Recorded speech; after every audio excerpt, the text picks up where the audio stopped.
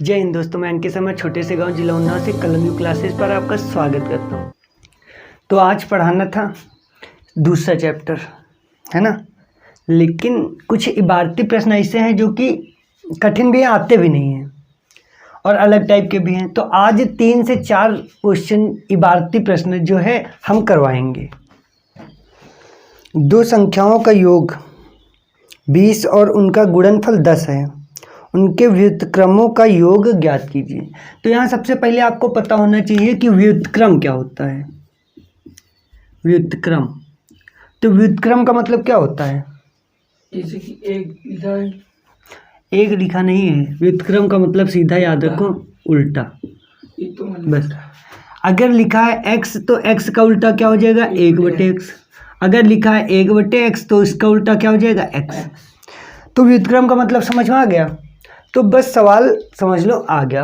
अब देखो सवाल में जो लिखा हुआ है उस पर जरूर ध्यान दें अच्छे से। सवाल में लिखा हुआ है दो संख्याओं का योग 20 है और उनका गुणनफल 10 है, उनके व्युत्क्रमों का योग ज्ञात कीजिए। तो दो संख्याओं का योग 20 है, क्या कहा गया? योग 20 है और गुणनफल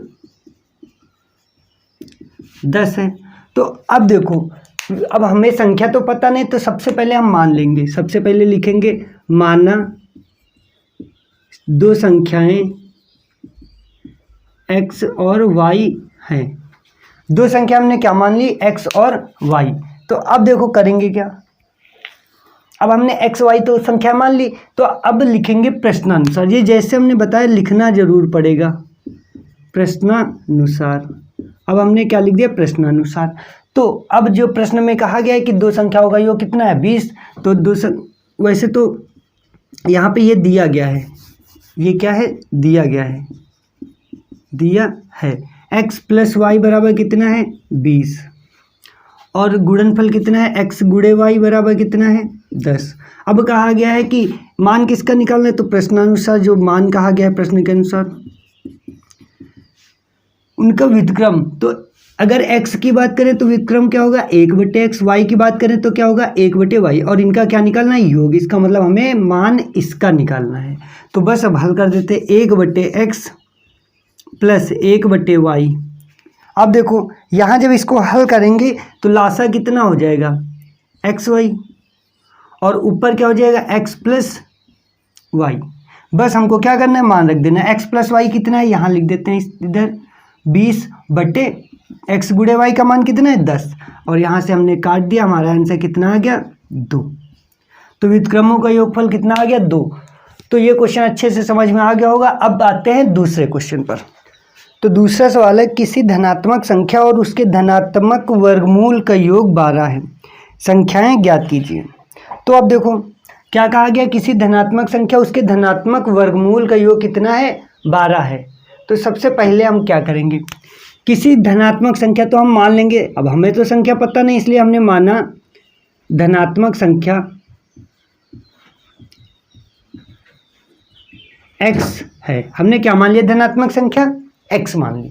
अब क्या कहा गया? किसी धनात्मक संख्या, अब लिखेंगे क्या? प्रश्नानुसार।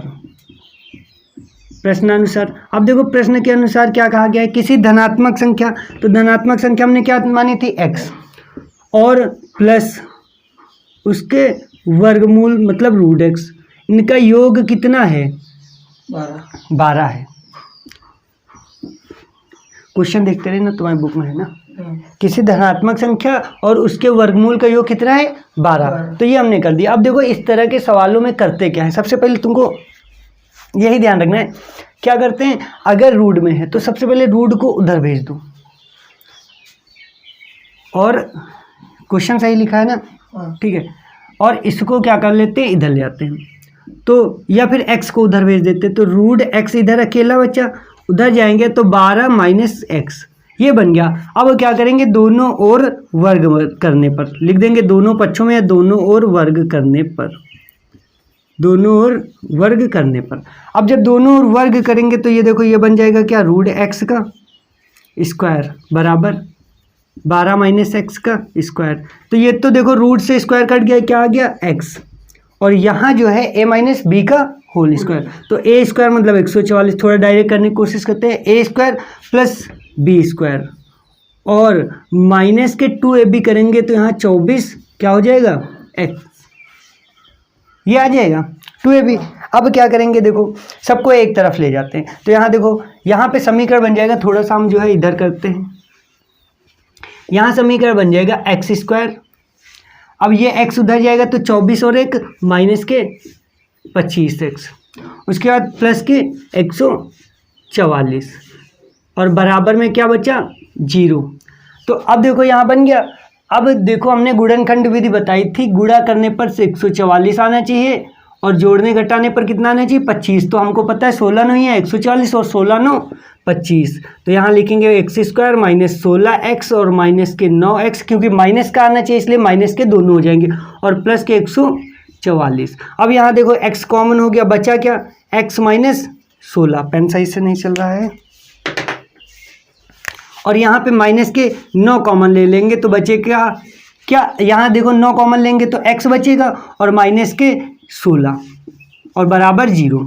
अब यहाँ देखेंगे पूरे में क्या कॉमन है, x माइनस 16 कॉमन है और बचा क्या हमारा x माइनस 9 और बराबर 0। तो अब यहाँ जब हम करेंगे तो x माइनस 16 को बराबर किसके कर देंगे 0 के, तो x बराबर कितना आ गया 16, और दूसरा जो होगा मान वो x माइनस 9 बराबर क्या हो जाएगा 0 के, तो x बराबर क्या आ जाएगा 9। हमारे दो मान निकल हैं 16 और 9। तो ये सवाल भी आपको अच्छे से समझ में आ गया होगा। अब अगले सवाल के बाद तीसरे सवाल पे आते हैं। तीसरा सवाल है, उन दो क्रमागत धन विषम पूर्णांकों को ज्ञात कीजिए जिनके वर्गों का योग कितना है 299 है। वर्गों का योग कितना है 299। तो अब यहाँ पे हमें ध्यान क्या रखना है कि धन विषम पूर्णांकों को दो क्रमागत, तो अब सबसे पहले ये ध्यान रखना है कि मानेंगे क्या, तो गलत ना होना चाहिए, तो लिखेंगे माना दो क्रमागत, भाई जी, दो क्रमागत, हाँ 190 है हमारा। 190 है, चलो कोई बात नहीं 190 देखते हैं। तो दो क्रमागत धन विषम पूर्णांक कौन से होंगी, तो देखो दो क्रमागत हम मान लेते हैं। पहला माना हमने 2x प्लस 1 मान लिया और दूसरा मानेंगे 2x प्लस 3। हमने मान लिया दो क्रमागत धन पूर्णांक 290 है, तो यहाँ पे 290 है। अब देखो, अब हमें ये तो पता ही चल गया हमने क्या माने 2x प्लस 1 और 2x प्लस 3। अब जो है प्रश्न में कहा गया है बस कर देते हैं। क्या क्या आ गया है प्रश्नानुसार, ये हमेशा लिखना है प्रश्न के अनुसार, इसका मतलब होता है प्रश्न में जो कहा गया है। क्या कहा गया है, दो क्रमागत धन विषम पूर्णांकों के वर्गों का योग कितना है 290। तो यहाँ 2x प्लस 1 इसका स्क्वायर किया प्लस 2x प्लस 3 इसका क्या किया स्क्वायर, और ये बराबर किसके होगा 290 के। बस अब ये a प्लस बी का होल स्क्वायर बन गया, ये भी a प्लस बी का होल स्क्वायर हल कर देते हैं। तो यहाँ देखो डायरेक्ट थोड़ा करते हैं, a प्लस बी का होल स्क्वायर, a स्क्वायर मतलब 4x square plus b square और प्लस 2ab, तो 2ab मतलब 4x। यहाँ करेंगे तो यहाँ देखो a square plus b square और प्लस के 2ab तो 12x और बराबर 290। अब देखो इसके बाद क्या करेंगे, यहाँ एक्स स्क्वायर वाले एक्स स्क्वायर के साथ जुड़ जाएंगे तो 4 और 4 8x स्क्वायर आ जाएगा, प्लस एक्स वाले एक्स के साथ तो 12 और 4 16x आ जाएगा, और यहाँ एक ये 9 एक ये 10। अब देखो प्लस के कितने हो गए 10 बराबर 290। अब अगर देखेंगे 290 को इधर लेके आएंगे तो कितना हो जाएगा 280। तो यहाँ बच्चा क्या हमारा 8x स्क्वायर प्लस 16x और माइनस के 280 और बराबर क्या हो गए 0, क्योंकि प्लस का इधर आ जाएगा, काहे का हो जाएगा माइनस का। तो अब क्या करेंगे, अब देखो ये सवाल थोड़ा सा कठिन हो रहा है, इसलिए 8 अगर देखो कॉमन मिल रहे हैं पूरे सवाल में, तो जब कॉमन मिले तो सबसे पहले कॉमन लेके क्या कर देते उधर भेज देते। तो यहाँ से हमें 8 कॉमन मिलेंगे, उधर जाएंगे 0 हो जाएंगे, तो यहाँ क्या बचेगा x square plus 2x minus 8 त्रुक 24 और 8 पंचे 40, यहाँ 0, क्योंकि 8 जो कॉमन थे इधर भाग इधर गुणा हो रहा था, उधर भाग होगा 0 में भाग होगा 0 हो जाएगा। इतना समझ में आ गया। अब देखो यहाँ से हम वही द्विघात गुणनखंड विधि द्वारा कर सकते हैं।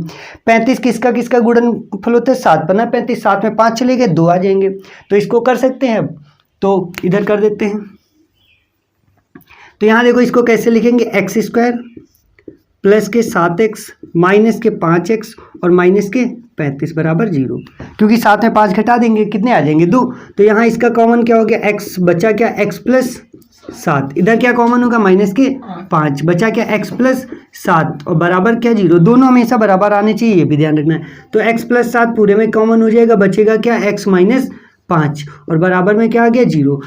तो यहाँ देखो x प्लस 7 बराबर करेंगे एक बार 0 के, तो यहाँ से हमारा x बराबर कितना आ जाएगा -7 और इधर x माइनस 5 बराबर करेंगे 0 के, तो क्या आ जाएगा x बराबर 5। तो हमें क्या लेना है, प्लस वाली संख्या लेना है और हमारा मान जो आ जाएगा, संख्याएं अब देखो क्योंकि ये तो हमारा x का मान आया था, हमने माना क्या था ये, तो यहाँ जब रखेंगे तो 5 दूनी 10 और 1 11, पहली संख्या हमारी क्या होगी विषम पूर्णांक 11। देखो 5 का यहाँ मान रखेंगे, 5 दूनी 10 और 1 11, 5 दूनी 10 और 3 13, दूसरी संख्या क्या होगी 13। अब इनका अगर वर्ग का योग करके करेंगे तो हमारा आंसर 290 ही आएगा।